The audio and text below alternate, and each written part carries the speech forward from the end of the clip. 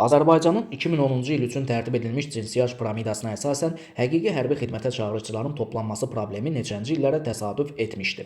Əlbəttə, problem verilən yaş qrupları içərisində ən azlıq təşkil edən 30-34 yaşlıların həqiqi hərbi xidmətə çağırıldıqları illərə təsadüf edər.